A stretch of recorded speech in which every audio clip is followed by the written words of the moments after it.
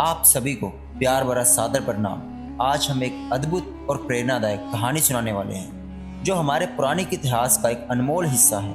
यह कहानी सिर्फ एक कथा नहीं बल्कि देवताओं और दानवों के बीच एक ऐसा संघर्ष है जो हमें सिखाता है कि जीवन में चाहे कितनी भी कठिनाइयां क्यों ना आए, धैर्य, चतुराई और ईश्वर के प्रति विश्वास से सब कुछ संभव हो सकता है। आइए आज हम आपको समुद्र मंथन की वो कथा सुनाते हैं। पुरानी कथाओं के अनुसार एक बार महर्षि दुर्वासा इंद्रदेव को श्राप दे देते हैं। उनका श्राप इतना प्रबल था कि इंद्र और अन्य देवताओं की सारी शक्तियां समाप्त हो गई। स्वर्ग का ऐश्वर्य नष्ट हो गया, देवता असहाय हो गए।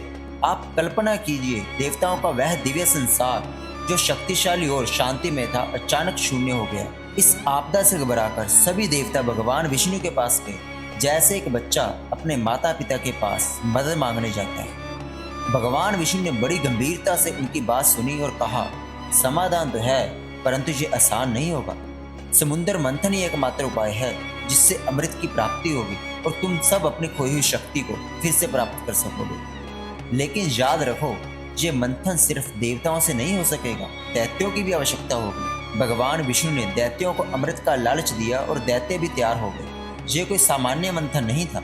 इसके लिए मंदार पर्वत को मथनी की तरह प्रयोग किया गया और वासुकी नाग को रस्सी के रूप में। क्या आप उस दृश्य की कल्पना कर सकते हैं? विशालकाय पर्वत जिसे समुद्र में स्थापित करना भी एक चुनौती थी। पर्वत जैसे ही समुद्र में डूबने लगा, भगवान विष्णु ने कछुए का रूप धारण कर उसे अपनी पीठ पर धारण किया।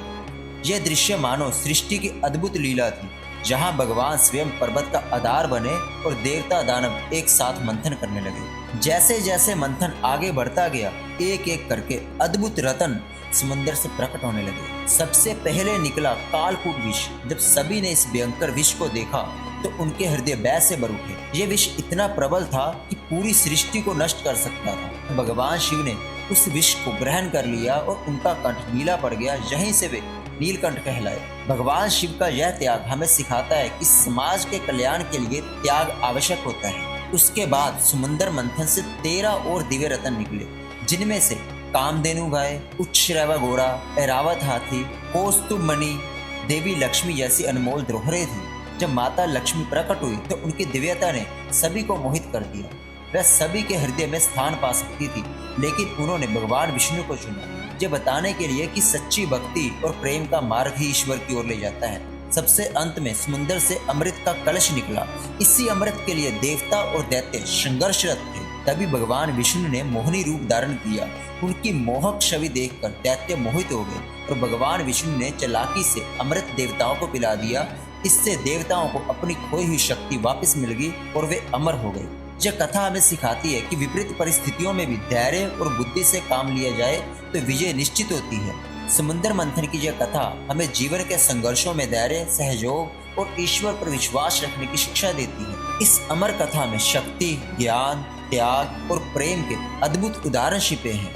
अगर आप सभी को यह कहानी पसंद आई हो तो प्लीज वीडियो को लाइक करें। अगर आप आगे भी ऐसी रोचक और प्रेरणादायक कथाएं सुनना चाहते हैं तो हमारे चैनल आत्मज्ञान को सब्सक्राइब करें और इस कहानी को अपने प्रियजनों के साथ शेयर करें। धन्यवाद।